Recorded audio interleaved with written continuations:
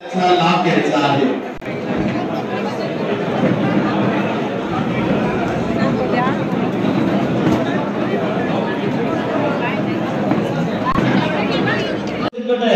की त्याचा टर्नओव्हर कोटीवर झालेला आहे आणि त्या परदेशामध्ये माल पाठवायला लागला आहे। परदेशात त्याला बाजारात गुंतवणूक दिलेली आहे, ती तयार झालेली आहे, त्याच्या मालाला तिकडे मागणी झालेली आहे।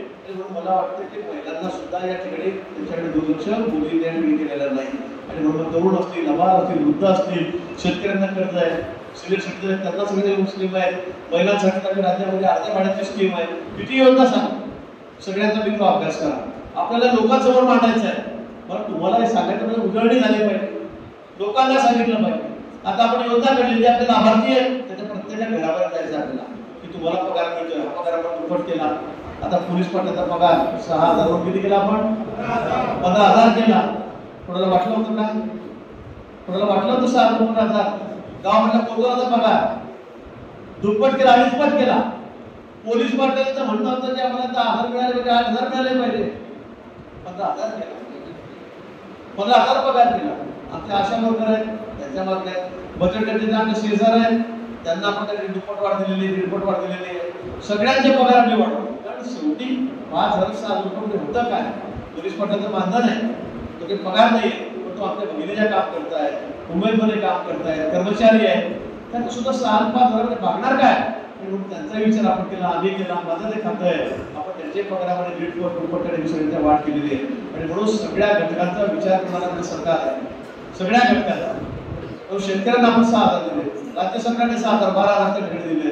मला वाटतं लोकांना आपण सांगितलं पाहिजे, या सगळ्या योजना आपण लोकांपर्यंत नेल्या पाहिजे, त्या सांगितल्या पाहिजे। आज गावागावामध्ये खेड्यांमध्ये किती कामं चाललेली आहेत, 25-15च्या माध्यमातून चालले, 30-54च्या माध्यमातून चालले, R&Dच्या माध्यमातून चालले, पर्यटनाचे कामं चाललेले आहेत, तीर्थक्षेत्राचा विकास आपण करतोय। आता आपण केलं ब वर्ग तीर्थक्षेत्र असेल तिथे आधी 1-2 कोटी रुपये मिळायचे, आता मी जाहीर केलं 5 कोटी रुपये, 2,500 कोटी रुपये आपण तीर्थक्षेत्र विकासासाठी जे ब वर्ग मंदिर आहे तीर्थक्षेत्र ब वर्ग त्यांना दिलेलं आहे, त्यांना आता आपण 2 कोटी रुपये 5 कोटी रुपये द्यायचे, 5-5 कोटी रुपये। त्याच्या मागचा उद्देश हाच आहे, तीर्थक्षेत्राचा विकास झाला पाहिजे, तिथली डेव्हलपमेंट झाली पाहिजे। आणि त्याच्याकडे पैसे नाही, जसे तसे प्रथम पडलेले आहेत, दानगिरीला पैसे नाही, तिथे कुठे व्यवस्था करता येत नाही, बेसिक व्यवस्था तिथे पायाभूत व्यवस्था करता येत नाही, शौचालय टॉयलेट वगैरे बांधलं नाही, कॉन्क्रिटीकरण करता येत नाही आणि म्हणून त्यासाठी शेड करता येत नाही भक्तांच्या निवासासाठी थांबण्यासाठी आणि 5-5 कोटी रुपये आपण त्यांना सगळ्यांना दिले।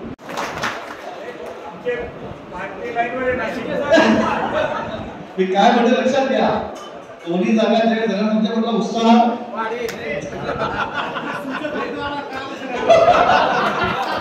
तरी ते दोन टाळा होतो ना तुम्ही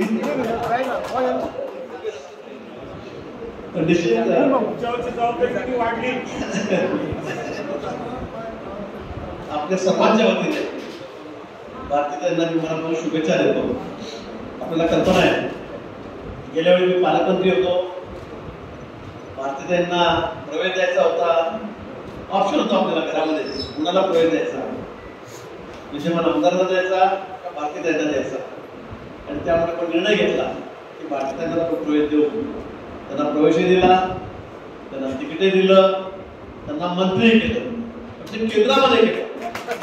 मला वाटतं एवढं आशीर्वाद केंद्रामध्ये या भारतीय असतील की पहिल्यांदा खासदार लगेच प्रवेश, लगेच खासदार, लगेच मंत्री, म्हणजे मला वाटतं पहिल्यांदा इतकं नशीबवान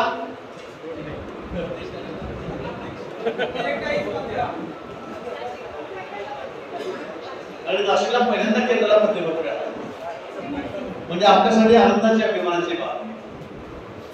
5 वर्ष तिथे खूप काम केलं, खूप फिरल्या, खूप प्रवास केला, आपल्याकडे संपर्क कमी झाला, कारण खासदारांचं किती काम असतं, त्यापेक्षा राज्यमंत्र्यांना किती काम असतं आता ताईला कळालं। आता ताईला मला म्हणायला लागलं की बाबा कठीण आहे, अनेक वेळा तरी बोलतात आणि वस्तुस्थिती आहे, इतका प्रवास, इतकं कामाचं नियोजन, इतक्या जबाबदाऱ्या आपल्या सरकारकडून पक्षाकडून तर दिल्या गेल्या की चांगल्या चांगल्याचा दल त्या दिला। रावसाहेब दानवे असू द्या, कराडसाहेब असू द्या, भारताई असू द्या, सगळे म्हणायला लागले की आपली लक्षात करायला लागली, मतदारसंघात दुर्लक्ष होत आहे, इकडे येता येत नाही, इकडे देशभर फिरावं लागतंय, आज या राज्यात त्या राज्यात देशभर यांना सगळ्यांना फिरवलं आणि म्हणून साहजिक आहे की आपल्याकडे त्यांचा प्रवास थोडा कमी झाला, आपल्यामध्ये थोडं अंतरही पडलं, पण त्याला इलाज नाही. आमदार जसे आपल्यामध्ये राहू शकतो मी, तसे खासदार राहू शकत नाही.